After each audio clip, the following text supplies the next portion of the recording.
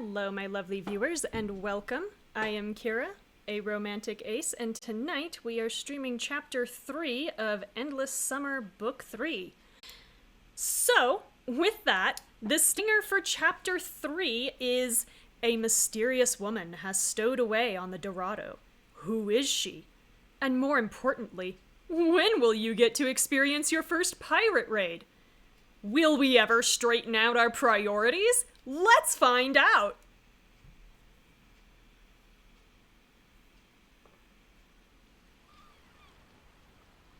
So this is Act 7, Chapter 3.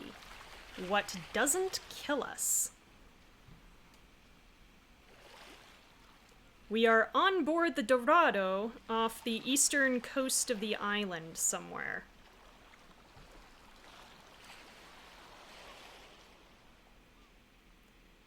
Pale moonlight silhouettes a woman leaning against the railing at the prow of the ship. She turns toward you.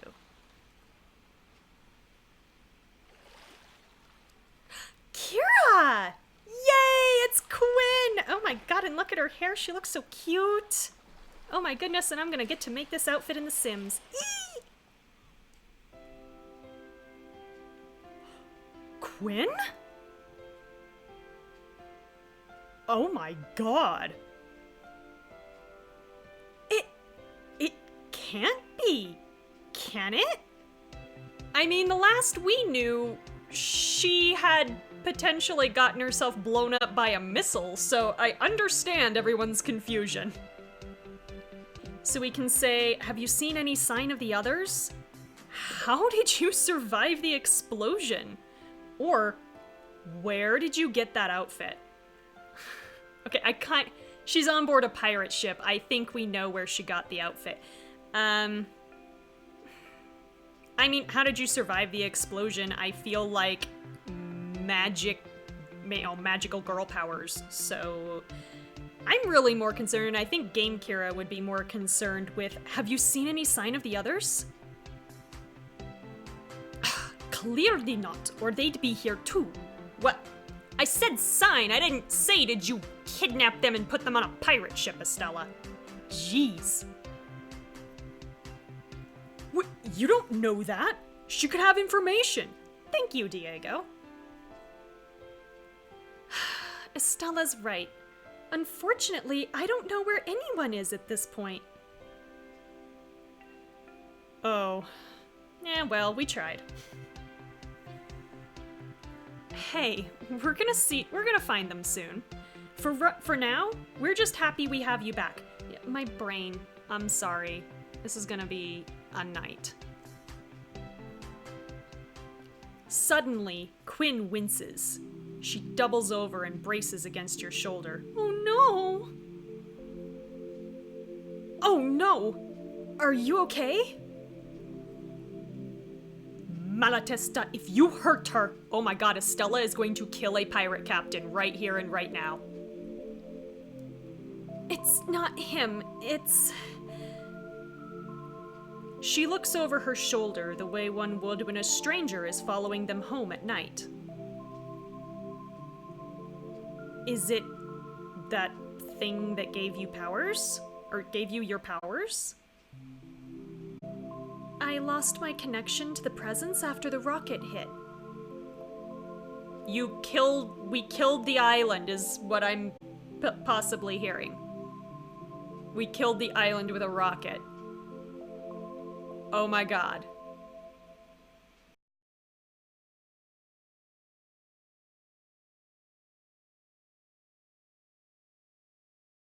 I tried reaching out to it again.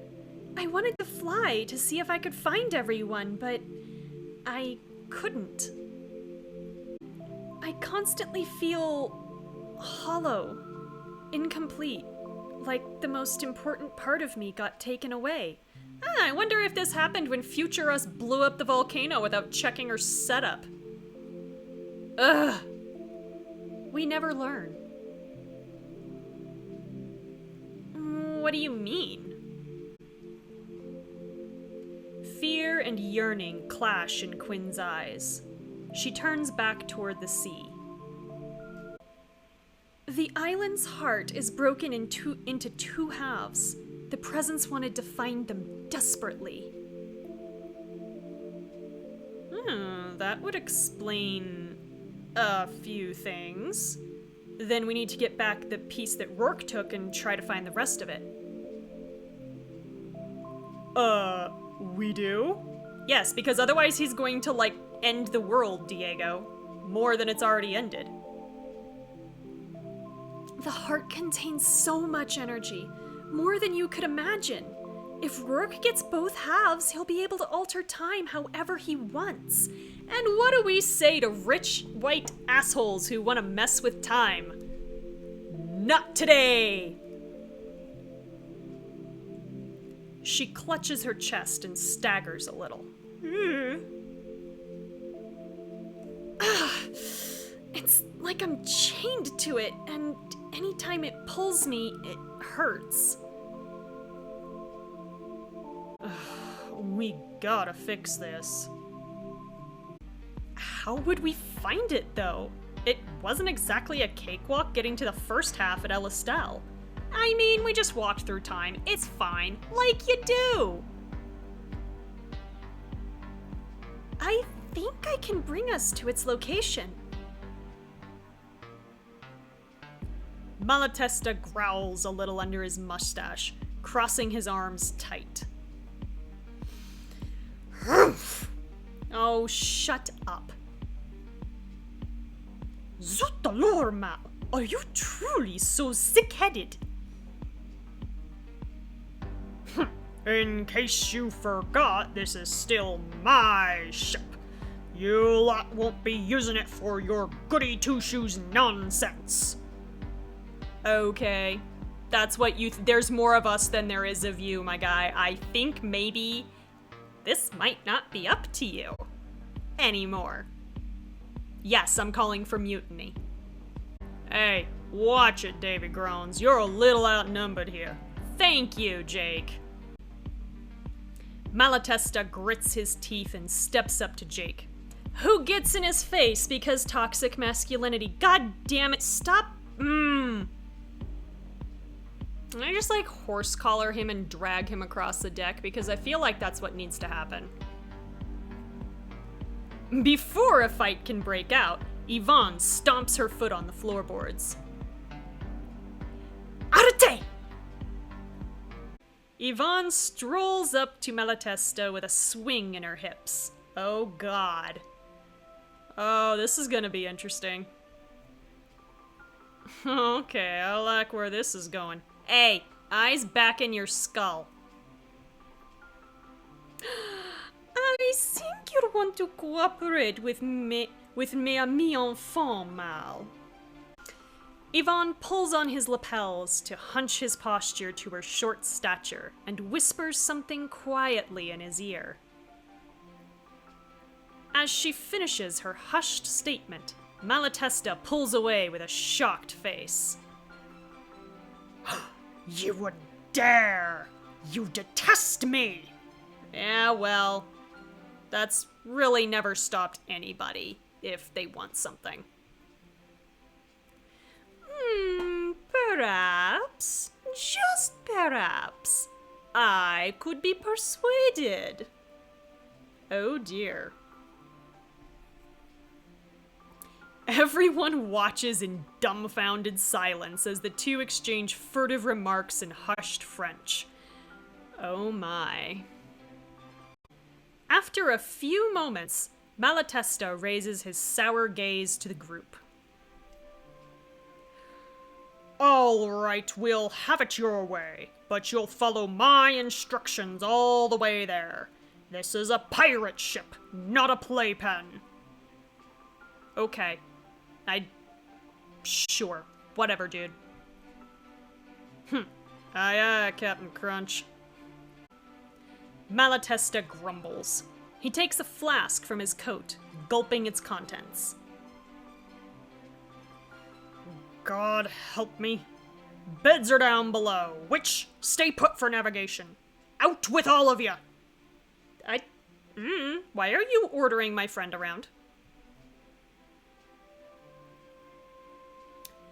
Quinn walks over to the steering wheel and begins turning it with all of her diminutive might. Oh, honey, she's so little.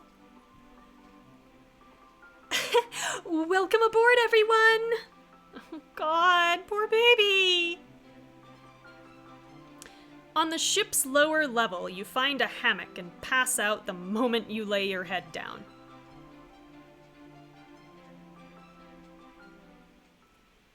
You wake up the next morning to the sound of water splashing onto someone's face. Up with you! There's work to be done.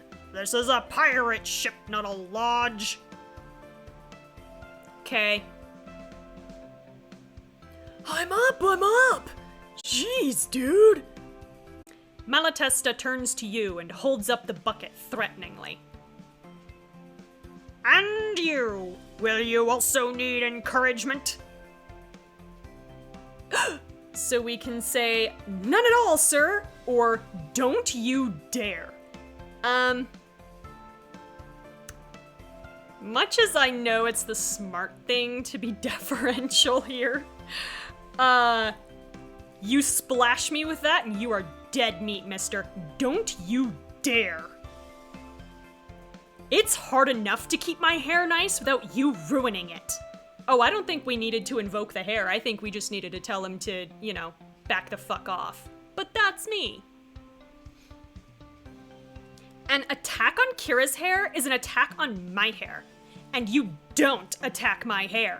Wow, Michelle, like, stepping up with that. Okay. Out! All of you! When you reach the deck, you see your friends scuttling to and fro on the ship. Yvonne's legs dangle from the top of the crow's nest, dozens of feet overhead. As you approach, she waves with her spyglass. Bonjour, Kira! Near the prow, Jake and Raj are organizing bundles of... As you walk over to them, you see Jake demonstrate an elaborate, many-looped knot. Oh, yeah, I get it. He was in the Navy. He was probably a Boy Scout, too. Whatever. How are you so good at this? Well, we've established he likes being tied up in bed. So... I mean, we could be T for teen and say it's from being in the Navy, but I have other suspicions.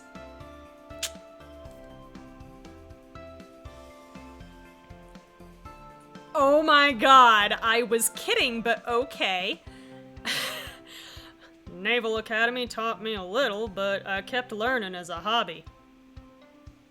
A hobby, he says. Y'all, I was kidding. Oh my god,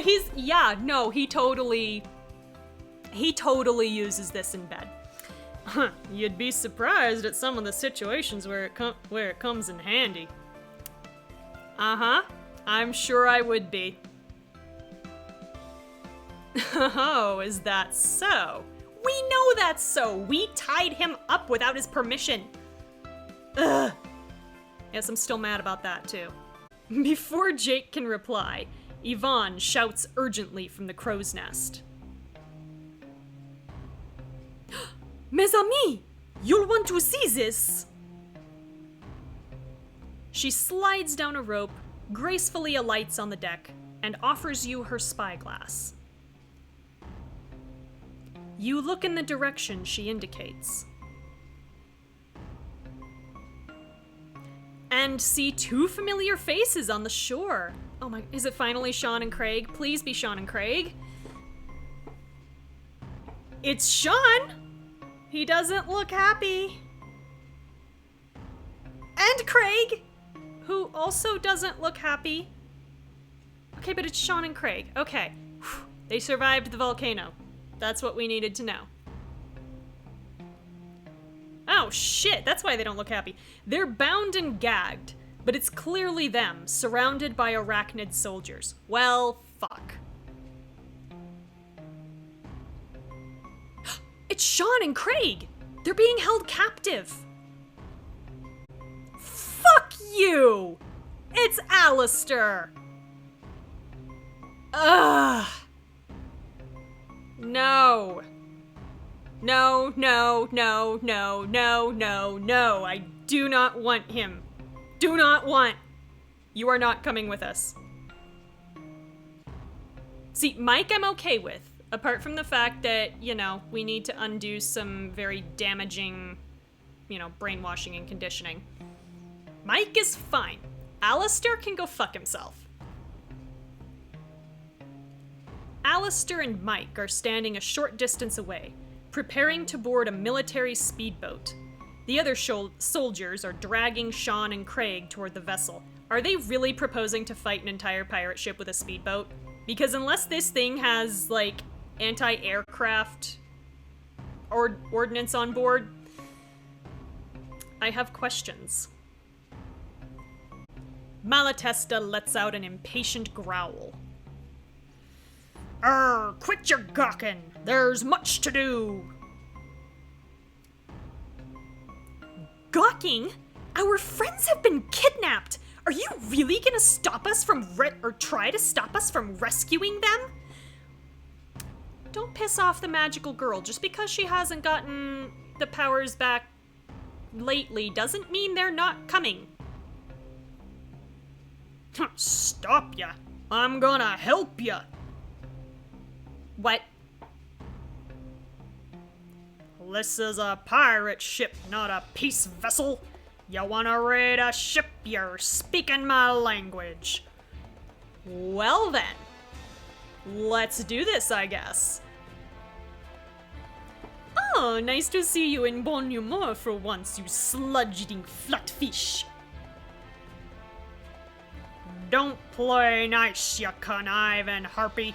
You'll not take more booty than me. Miss Witch, take a starboard.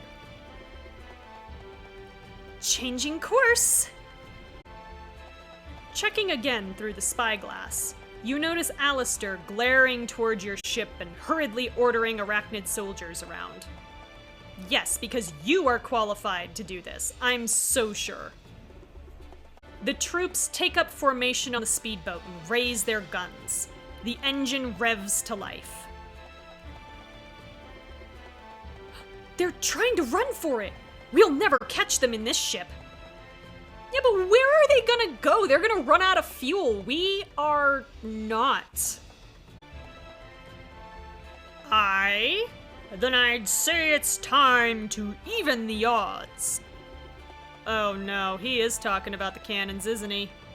I regret my choices. Miss Witch, bring us in! Avon, catch the sail to the wind. Listen carefully. Once I light it, aim it at the boat's broadside. His head whips around to the others. Cover your ears and hold on to something. Okay, broadside, he said. Shit. He strikes the flint, bringing the fuse to life. Flank, I think. You keep the aim steady to the side of the boat. I will make a salty dog out of you yet. Now hold on! Cool, because my brain is literally not working, so awesome. I'm so sure I will make a good pirate. Kaboom! The spearhead launches with the chain trailing behind it. Just when it looks like the speedboat is getting too far ahead, the sharp blade pierces its metal-clad hull. Oh yeah. Oh, this is gonna end well. The boat lurches wildly as it's snared by the boom chain. You hear Aleister and the arachnid troops shouting. I feel like everybody should be shouting. This boat is in danger of sinking. Raj is tossing swords and daggers to people from an armory cabinet. Oh my god, be careful with that. Those are sharp. So what if they got guns? We're gonna slice, dice, and julienne them! Oh no. Raj is getting violent. What has this world come to? Oh, that just made me hungry. Of course it did. Over here, Raj! He tosses you a cutlass, and you take some test swings. Yvonne and Malatesta grab free-hanging ropes. You, Estella, Raj, and Jake do the same. Oh, this is a sight to behold, I'm sure. Oh, man. A l'abordage! You open your mouth to unleash a battle cry. Oh, God. Oh, God, okay. So we have payback time, Aleister, for Sean and Craig! Or, Arr! Oh my God, okay, like, I want to be all virtuous and be like, for Sean and Craig, but really, truly, what I want to say is, payback time, Aleister! This is personal! She's gonna kill him. Hoisted on a rope, you swing onto the arachnid speedboat. Sean and Craig's eyes widen as they watch you land on the rear deck. They struggle against their bonds. Stop! Don't shoot! All of you, stand down! Cool, it'll make it easier for us to, take our friends and go. What? We're literally being attacked! I represent Everett Rourke here, and I order you to stand down. You know what? We haven't had a drinking rule yet, and that sounds like some sneering from our rival. Take a drink.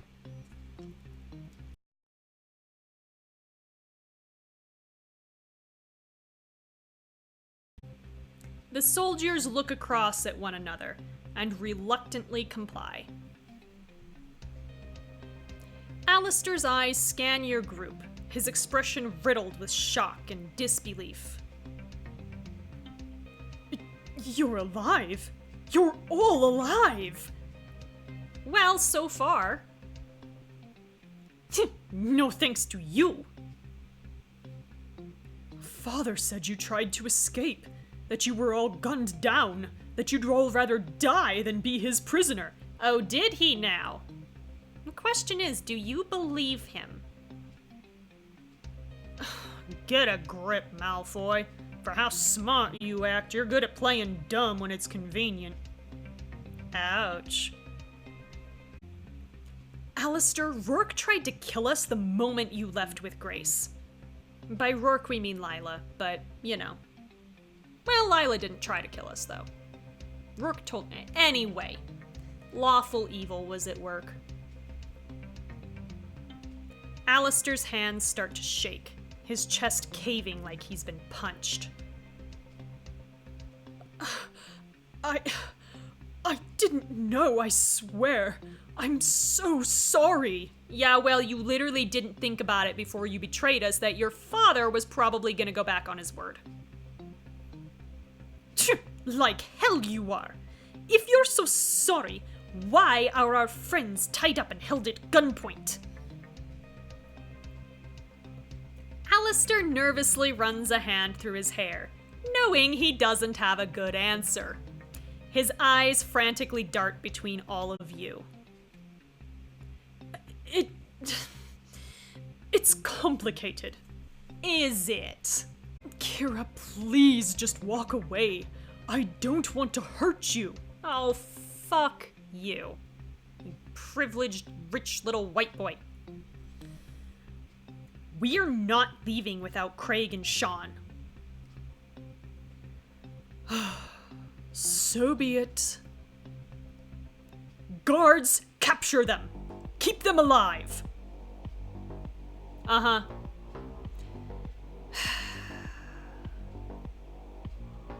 The arachnid troops take up a defensive position around Aleister, Craig, and Sean.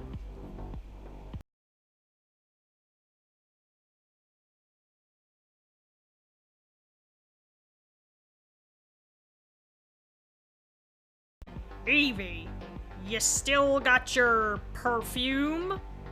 Oh dear. I never leave shore without it. Yvonne procures a small ball with a pin in the center. Malatesta takes it, bites the pin, and throws it. A smoke screen pours rapidly from the bomb, creating confusion around the soldiers. Craig cheers appreciatively through his gag. Alright, yeah, they are gagged, okay. Cheer! Get some! Oh god, of course he does. A sudden wind clears smoke from the boat, revealing the chaotic battlefield. Varen climbs toward the helm of the ship to engage Mike. A flurry of expert blows and dodges flies between them. Oh lord. On the rear deck, Estella bends backwards to dodge a punch. Jake closes his hands around the fist, and sends the soldier reeling. Raj hides behind them, clutching the weighted net and repeating the same sentence to himself. Just get through this, and you can say you raided with pirates. Just get through. 2 guards suddenly cut off your view of the rest of the boat. One has a beat stick, the other a pistol. Luckily, both of these are incredibly easy to defeat. Not that Game Kira probably knows this, but I do. Rolling under a guard that Estella spears down, Jake flings a dagger to catch one of the arachnid soldiers in the hand. I want to point out, Estella literally just killed somebody.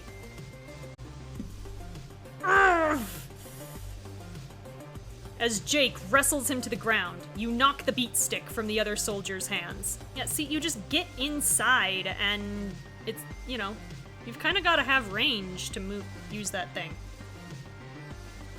You ram the butt of your sword on his head, and he slumps over, out cold. Oh, sure, now they act like we're all principled. Now they act like we didn't kill people in Book 2. With the path cleared, you finally reach Sean and Craig. Mike, beaten back by Varen, aims a gun at you, when Aleister shoves it from his hand. Do not kill them! You quickly remove the gags from Sean and Craig's faces. They begin coughing and stretching their jaws. Their mouths would be so dry. Blech. Kira, you're here!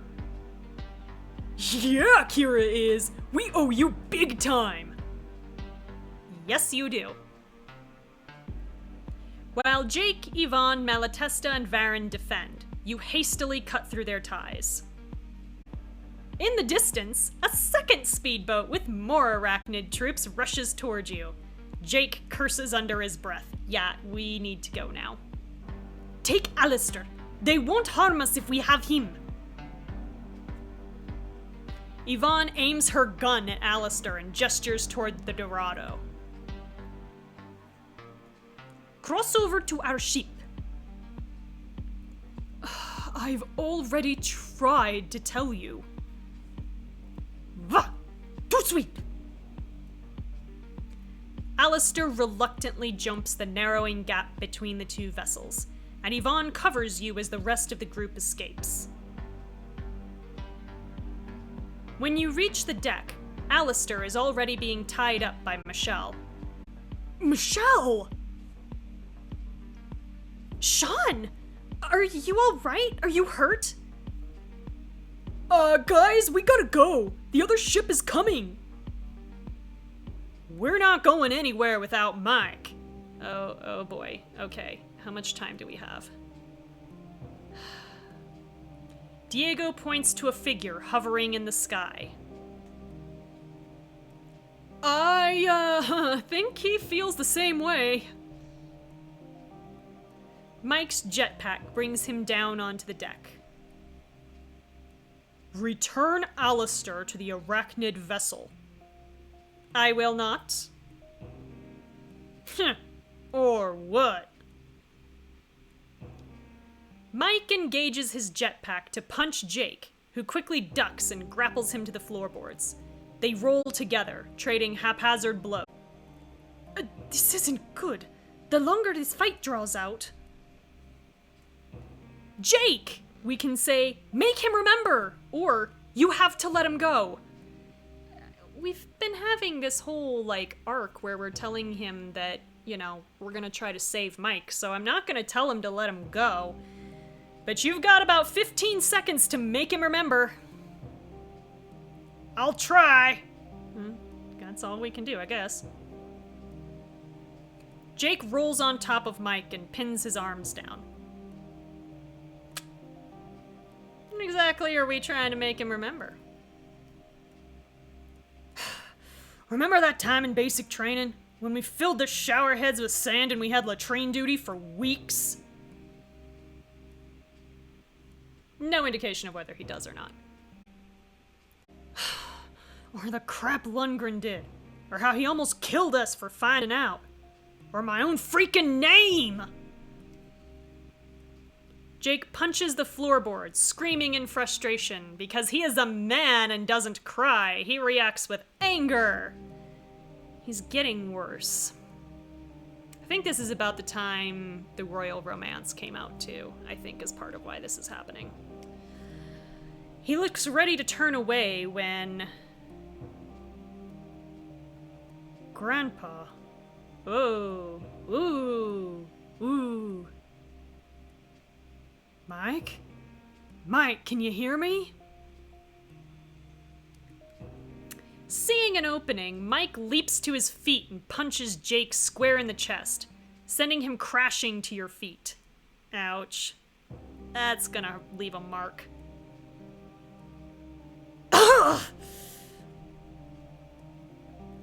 Michelle rushes over as Jake coughs up blood. That is bad. Off of one hit, he's coughing up blood. That is bad, y'all. Oh, shit. Your group gathers protectively around you and Jake. I feel like Michelle and Estella particularly are, ready to kill. Estella definitely, but I feel like Michelle is the one who's, the second scariest. Yes, I'm counting Yvonne and Malatesta. Michelle will absolutely take you out. But before Mike can grab Aleister away... Wait! Sean steps forward, staring at Aleister. Sean, this is not the moment. Sean, what are you doing? We never spoke much, but I know what it's like to live in someone's shadow. You don't owe your father anything, Aleister. His praise isn't worth this. Sean holds out his hand. Oh, dude, this is... Aleister is not worth trying to find common ground with. Aleister made his choice. Aleister chose to protect his bottom line over the good of the group. So, no. His second chance was when he decided to close that second hatch. So he blew it. No. We're not doing this. What? Come with us. Try to make up for your mistakes. Help us win this. Sean, 2 seconds ago, he had you at gunpoint. Thank you, Michelle. You sure picked a great time to have Stockholm Syndrome, pretty boy. Yeah. Aleister, we can say, Sean's right. Come with us. Or, you'll only betray us again. No, don't, Nope. Sorry, Sean. But we're not doing this. Aleister, you'll only betray us again. Sean, how can you even suggest he come with us after all that he's done? He told people to stop shooting us. Look at his eyes. The Aleister we know is in there. The Aleister we know made his choice. This isn't... You don't get to excuse this as, oh, Aleister would never, he he's not the same person, blah, blah, blah. No, Aleister knew what he was doing. He made that decision. He chose his own selfish gain over our well-being and safety. So no, don't excuse this. Absolutely not. Or he's been getting manipulation lessons from Daddy. He chose his side. Appealing to his morals is a lost cause now. Thank you, Estella. Ugh, I knew you imbeciles wouldn't be able to understand. There we go. There's our sneering rival again. Take a drink. Aleister's eyes glance to you before harshening to a glower. Excellent. I'm clearly not wanted here. I won't stand this pointless drivel any longer. Cool, get out of here. Aleister grasps the straps of Mike's suit. Mike immediately engages his jetpack, spiriting both of them toward the approaching speedboat.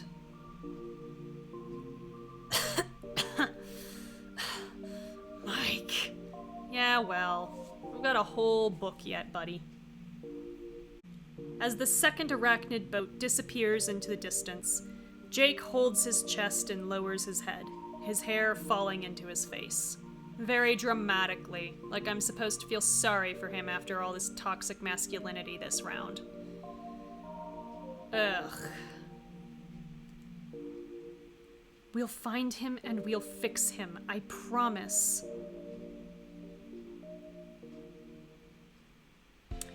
The rest of the group begins to gather on the prow. I'm so glad you're safe. Same to you. We have a lot to catch up on. Sean's eyes meet yours, and he pauses. First, though, I should probably check in with Kira. Hey, whoa, no, why? Why? Why? Fine, but I'm holding you to that. I wouldn't expect anything less. Sean gives her shoulder a squeeze before jogging over to you. Yay! Sean's broad hands grip at the sides of your arms, as though checking that you're real. You're really here. You really made it. So did you. Sean's face immediately falls. In the light, you notice tears glinting in his eyes. Yeah, see, Sean can cry, but Jake has to, punch the deck and... yeah. I'm so tired. I'm so annoyed. Kira, I'm sorry. For what? You didn't do anything wrong. Jake was the one who wouldn't fly the fucking helicopter. Ugh. For what? What do you mean, for what? What I just said, dude. I wasn't there for you when you fell out of the helicopter. I didn't have a plan. I couldn't protect everyone. Because that's not your responsibility, Sean. It's really not. Apparently it's mine. Sean, really, it's not your fault. Jake was the one who didn't fly the fucking helicopter! Guys, you haven't seen Zara yet, have you?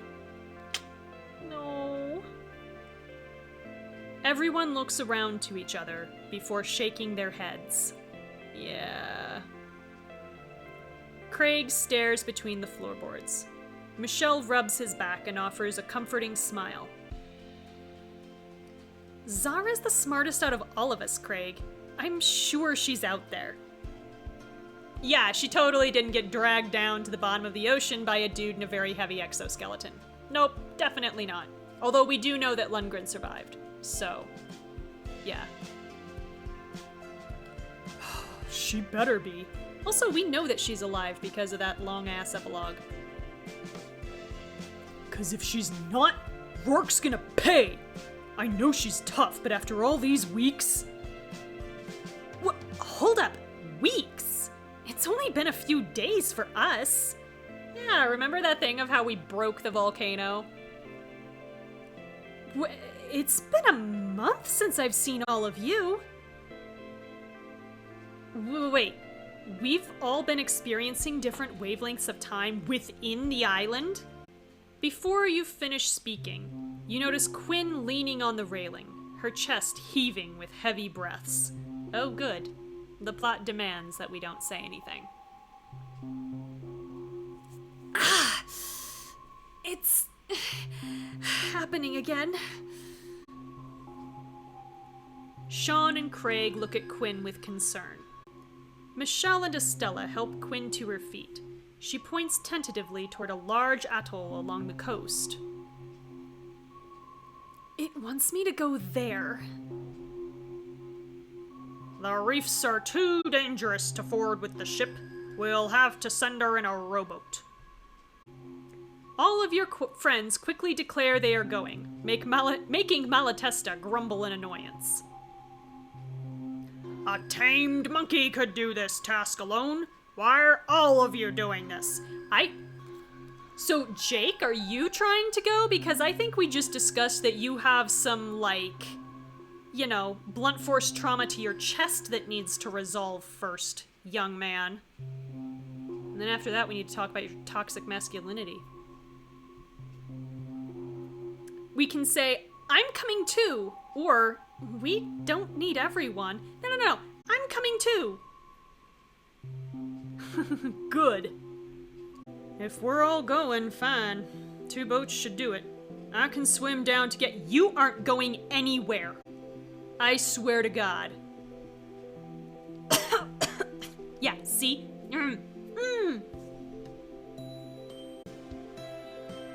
Jake, in your condition, the last place you should be is underwater.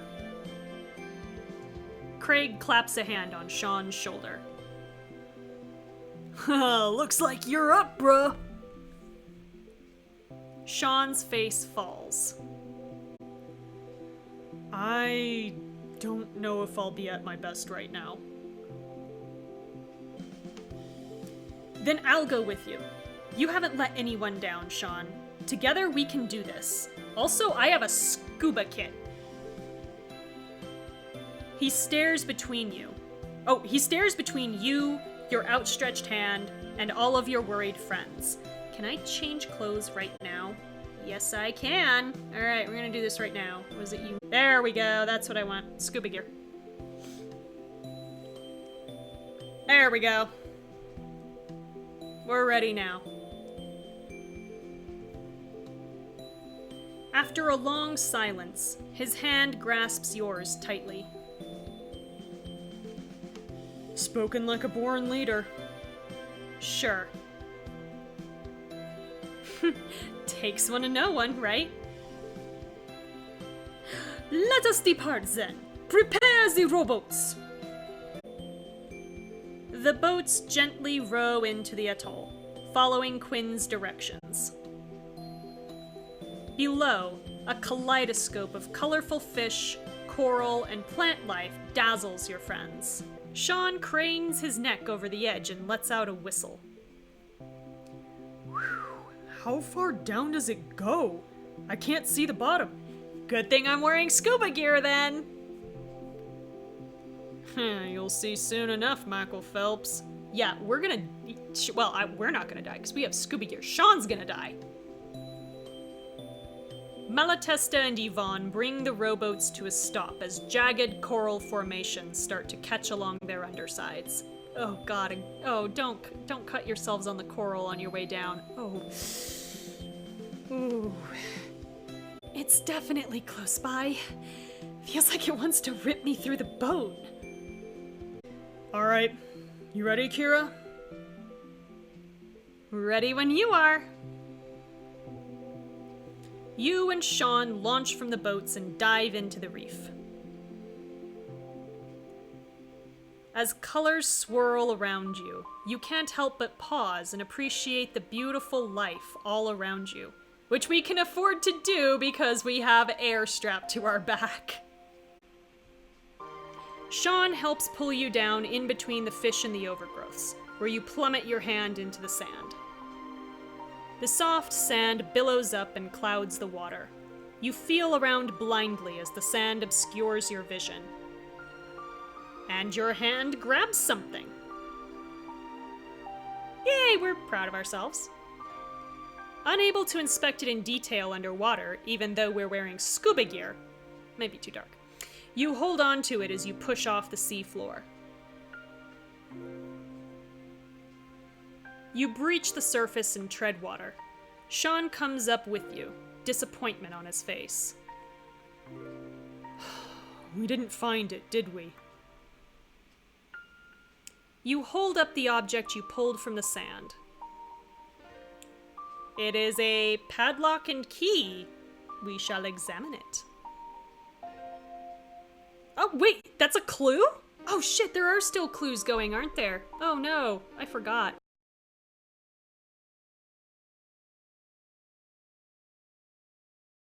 You turn it over and find words scratched into the aged brass. No land, no sea, no one will keep us apart. Flora and Eugene, 1920. Huh. It's unlocked. Guess they never fastened it. Sean's eyes narrow, and his voice lowers. It's not the heart. I mean, define heart. Sean clenches his jaw and sends a huge spray of water flying. We have scuba gear. We can just go back down if this is not it. Don't you start with this too. God. I cannot handle 2 toxic dudes in one episode. Come on, stop it. Maybe if we try one more time. This whole time I've tried to be the QB.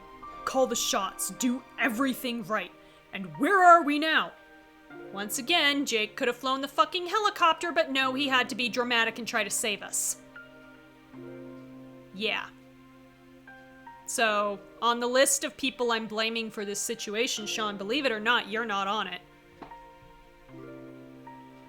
At the end of the world, some of us are missing, some of us are hurt. Again, that's Jake. Jake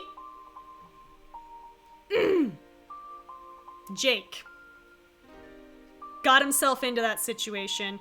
You didn't get him into that situation. He got there all by his own goddamn self. Sean, we can say, it's not your fault. Or, I can't do this without you.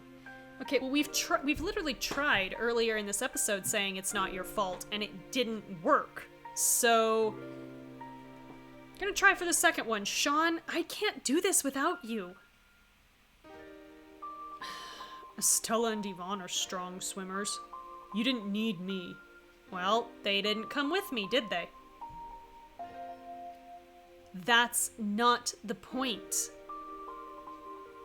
When we couldn't find anyone in the hotel, you were the one to keep our heads on straight.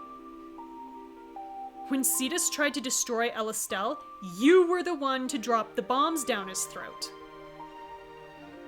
Part of how we've all miraculously survived till now is because you have been here to help us.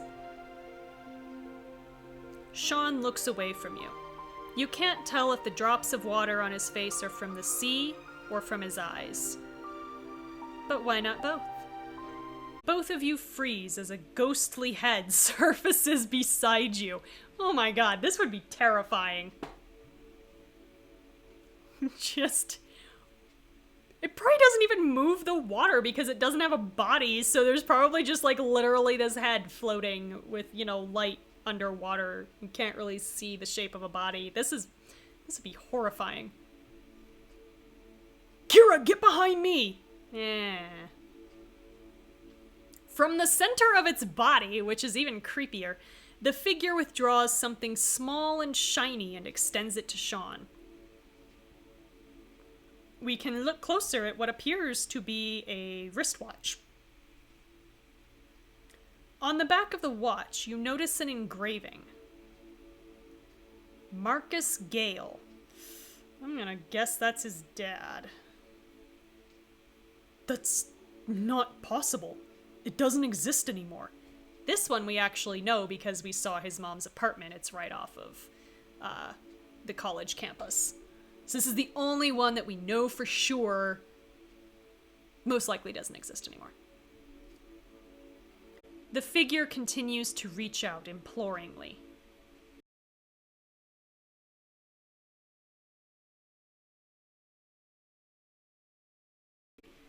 So, we can accept the watch for 12 diamonds, or we can tell Sean to back away. We've been categorically grabbing these, so accept the watch.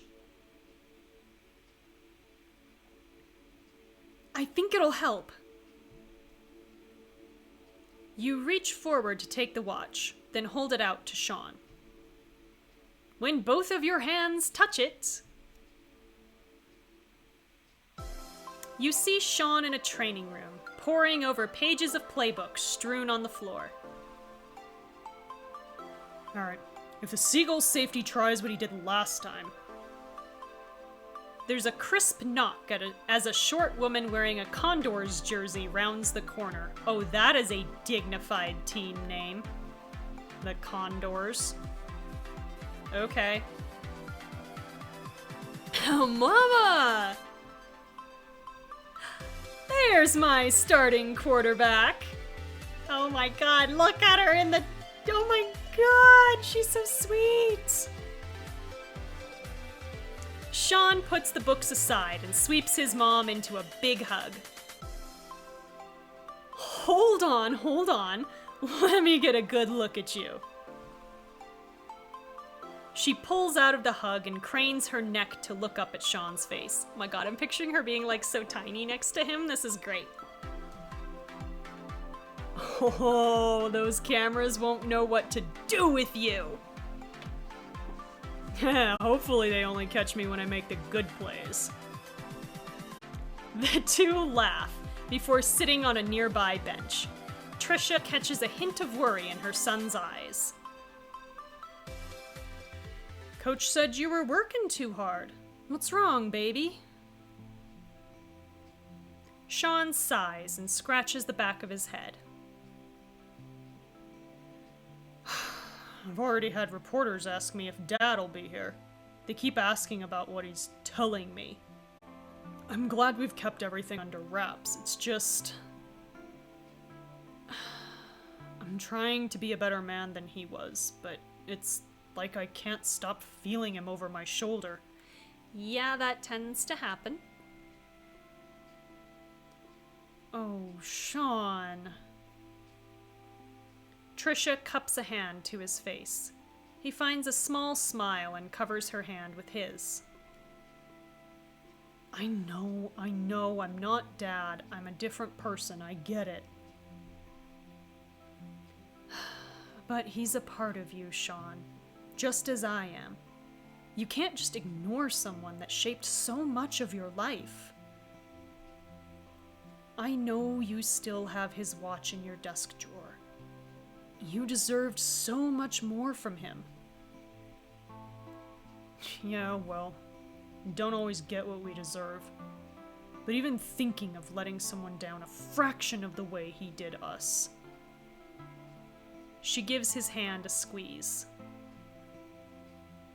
You have his strengths, too.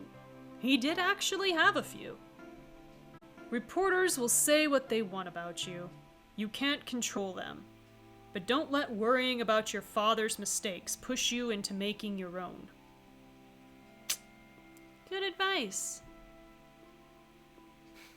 Thanks, Mama. I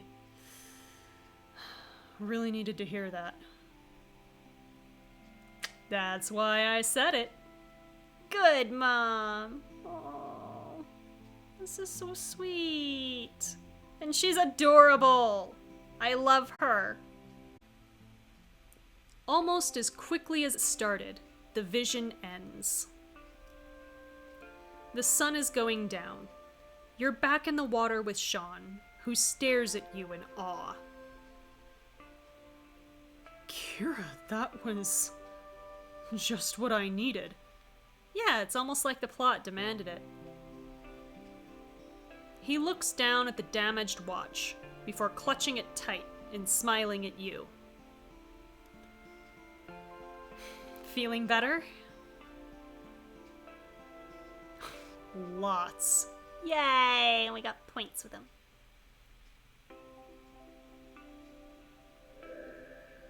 Alright. We haven't missed an ember so far. We've collected 3 of the 11 embers of hope. And so help me, if one of them is still Aleister's, I will strangle someone. And, you know, the ghost person hangs out. I'm gonna follow it. What? When you reach the bottom and dare to glance at the light's source, you see a broken sphere of crystal. Yeah! You're gonna grab it! You clutch the second half of the island's heart and let your body float back to the surface. When you come up, you find that dusk has fallen and stars are beginning to come out. As you both tread water, you and Sean gaze at the crystalline orb in wonder. He smiles faintly. You found it. Hey, we found it. No, pretty sure this was us, actually. Sean was just along for the ride.